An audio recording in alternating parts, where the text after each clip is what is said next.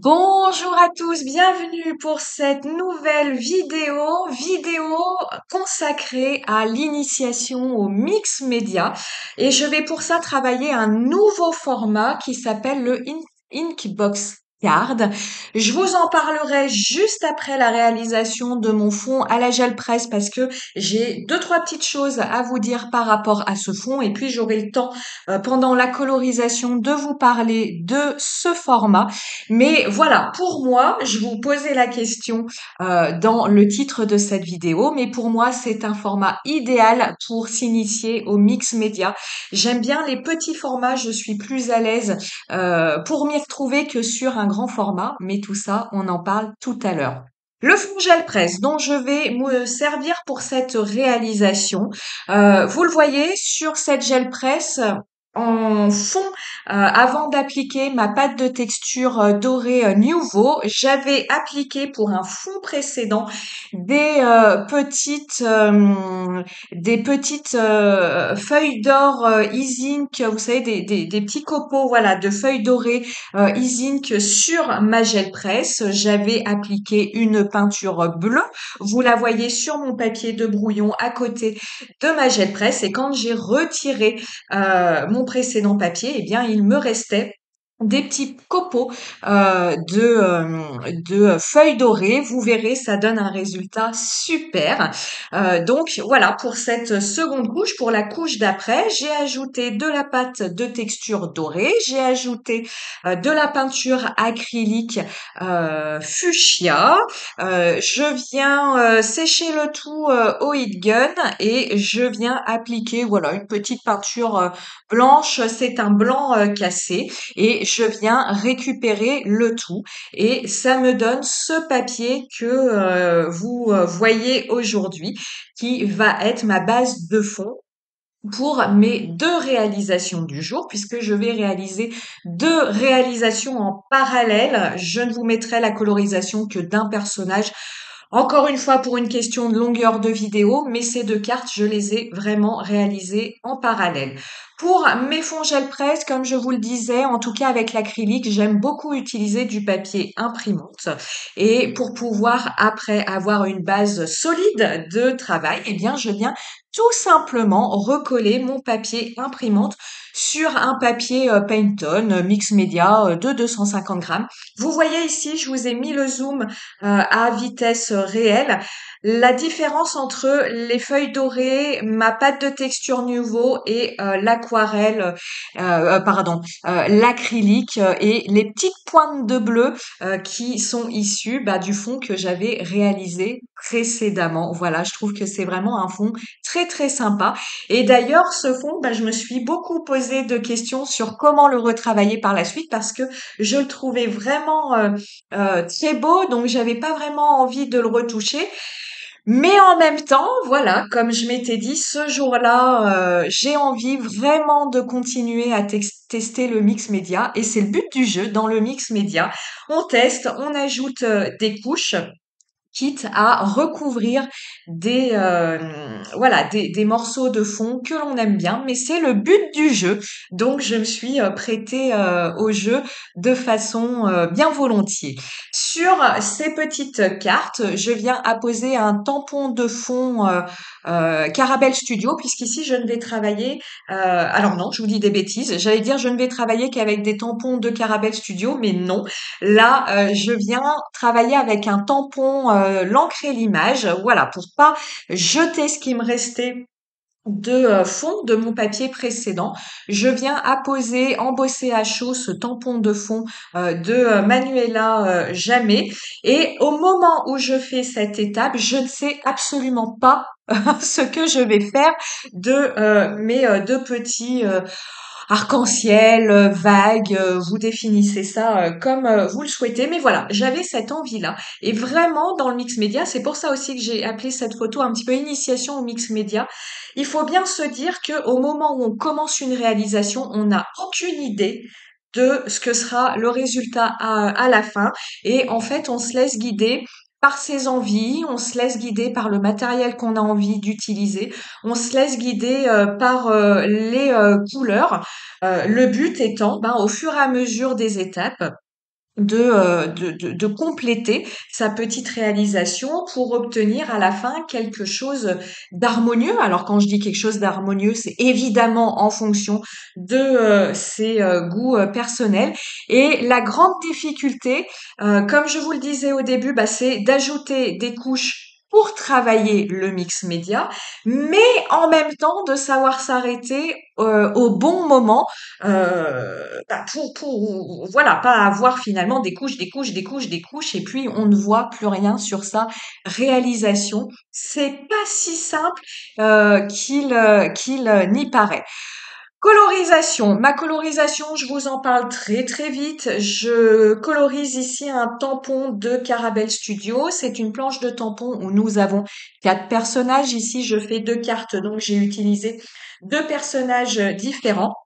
Et j'utilise encore une fois mes crayons de couleur Holbein pour coloriser ces personnages. Je vous le rappelle parce que je vous en ai parlé longuement dans ma vidéo précédente où je réalise ma page de calendrier d'avril 2024.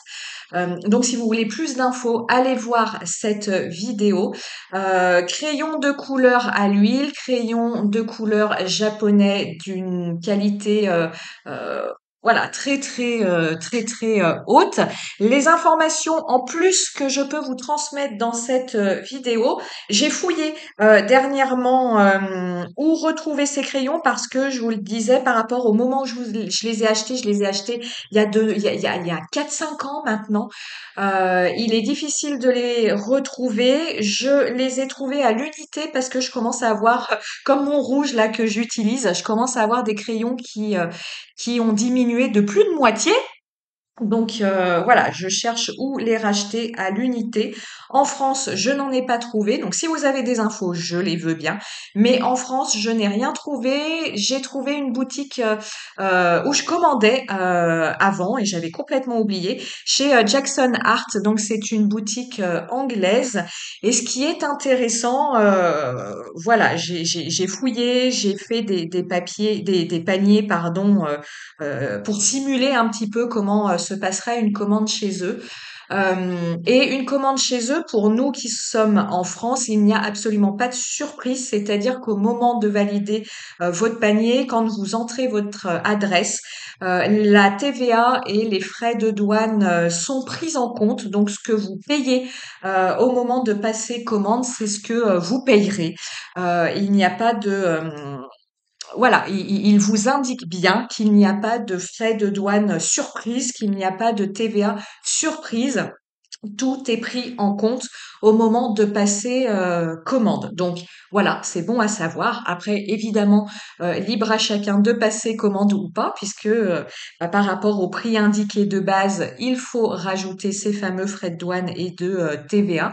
Mais en tout cas, il n'y a pas de mauvaise surprise. C'est un site très sérieux pour compléter ces gammes de crayons étrangers, notamment Prismacolor, ces crayons américains, et ici les Holbein, crayons japonais. Voilà. Je voulais vous parler de ce format Inkbox Card où je vous dis est-ce que c'est un format parfait pour s'initier au mix média. Ce format, je l'ai découvert depuis peu via des échanges sur différents groupes créatifs sur Facebook. Et en fait, ce format, si vous ne le connaissez pas, pourquoi il porte ce nom de Inkbox? Tout simplement parce qu'il reprend le format d'un pad d'encre de Distress Ink ou de Distress Oxide. C'est-à-dire que ces cartes ont un format carré de 7,5 centimètres et le but, c'est d'avoir des coins arrondis. Alors après, l'arrondi, hein, ça suit exactement le pas d'encre ou pas. Ça, c'est pas très important. Mais voilà, un format carré, 7,5 cm de côté, des bords arrondis. Et je vous le montrais en début de vidéo. Ce qui est merveilleux, j'ai eu la bonne surprise de constater, pardon, que chez Comptoir du Scrap, ils ont fait un ensemble de dailles carrées avec une petite encoche si on veut relier ces petits formats ensemble. Et il y en a un qui fait exactement 7,5 cm de côté. C'est pas merveilleux. Alors je vous avoue, Je pense que vous êtes comme moi, hein, quand on fait du scrap, de l'art journal, il en faut peu pour nous rendre heureux. Eh bien, quand j'ai constaté ça, ça m'a fait ma journée. Ah ouais, clairement, ça m'a fait ma journée de me dire c'est super, t'auras pas à faire le tour de ton truc sur ton fond de cartes, tu vas encore découper tordu, tes cartes vont être tordues. Et non, je suis pas sûre que ce soit fait exprès, mais en tout cas, dans ce lot de die, vous en avez un qui fait pile la bonne mesure. Donc voilà pour ce format. Et je vous le disais en introduction, est-ce un format idéal pour s'initier au mix média? Alors ça, c'est une question très personnelle. Je vous invite à me donner votre avis en commentaire. Vous savez, j'aime bien discuter de tout ça, qu'on échange un petit peu nos points de vue. Mais en tout cas, pour moi, vous avez déjà vu plutôt l'année dernière quelques réalisations où je tâtonnais dans le mix média et je trouve que commencer sur des petits formats plutôt que des formats A5 voire A4, eh bien c'est l'idéal parce que on peut centrer un petit peu nos colorisations, comme ici les die que l'on va ajouter, la texture que l'on va ajouter, ben on peut plus facilement centrer tout ça, je trouve, autour de nos embellissements, de nos personnages ici, parce que j'utilise des personnages que, en tout cas, encore une fois pour moi, sur un grand format. Donc, mon conseil serait, si vous voulez vous initier au mix média, peut-être commencer par des petits formats tag, des petits formats cartes, voire dans un carnet. Je vous ai fait une précédente vidéo dans un carnet poupette, mon format A6. Voilà, je trouve que sur un petit format, on est moins perdu pour pouvoir plus facilement voir ce que l'on souhaite, voilà, assembler, mettre ensemble pour notre réalisation mix média. Allez, je vous parle un petit peu de ce que je fais. Pour continuer à texturer ma réalisation, puisque je vous rappelle, hein, le but du jeu du mix média, c'est on en rajoute, on en rajoute, on en rajoute. Et effectivement, le but du jeu, c'est qu'à la fin, ben, le fond sur lequel on part, je vais pas dire on le voit plus trop parce qu'on continuera à bien le voir sur ma réalisation finale, mais bah, il faut passer le cap de cacher certaines choses. Donc ici, j'ai ajouté des die. Alors là, je vous arrête, j'ai coupé le nœud. J'ai coupé un bout du nœud de mademoiselle. C'est pour ça que vous me verrez traficoter par la suite pour le solidifier, ce nœud. Mais aïe, aïe, aïe, j'ai eu un coup de ciseau. Voilà, c'est ce que je fais là, je le solidifie.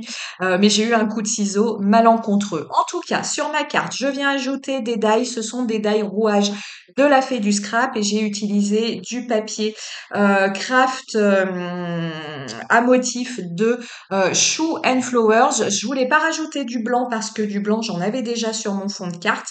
Et je voulais pas rajouter une couleur supplémentaire parce que niveau combo couleur, vous le savez, je vous le dis souvent, j'aime bien les combos couleurs restreints. Donc je voulais pas rajouter d'autres couleurs. Et dans ces cas-là, ce que j'aime bien ajouter, c'est quelque chose de neutre. Donc soit du craft, même du craft décoré comme ici, soit du papier calque. Je cherchais le mot. Donc, je viens ici, médaille en papier craft, et puis je viens sur le côté de ma carte. Vous voyez, j'ai mis mes personnages sur le côté droit de ma carte, et bien sur le côté gauche, je viens comme ça ajouter une bande de ce même papier craft sur le côté pour habiller le côté de ma carte. Et puis, je viens ajouter mes fameux vagues, mes fameux arcs-en-ciel réalisés en début de vidéo. Et bien, je viens les coller sur ce papier craft parce que j'avais fait le test, les coller directement sur mon fond de carte, ben on les voyait pas puisque ça reprenait le même fond que ma carte, mais en faisant comme ça un amoncellement, c'est-à-dire mon fond de carte, mon papier craft et mes petites vagues, eh bien mes petites vagues sont assorties à mon fond de carte, mais on les voit puisque il y a ce papier craft qui fait limite, qui fait une démarcation entre mes vagues et mon fond de carte. Pour bien mettre en relief tout ça, vous l'avez vu, je viens passer le tour de ma carte Pas complètement, pas tout le tour. Je viens passer, quelques angles de ma carte à la Versafine, noire. Les petits titres, pause et artistes, sont issus des planches de tampons de l'encre et l'image que j'avais sorties, pour, l'occasion. Des petites touches de stylo gel, doré, Pentel, des petites touches de stylo gel blanc et le tour est joué. Voilà, j'espère que ces petites cartes vous auront plu. J'espère que de voir comme ça un petit peu les étapes détaillées de ces réalisations et le pourquoi je fais les choses comme ça, j'espère que ça vous aura intéressé. Et nous, on se dit, comme d'habitude, à très bientôt pour de nouvelles aventures créatives. Ciao, ciao!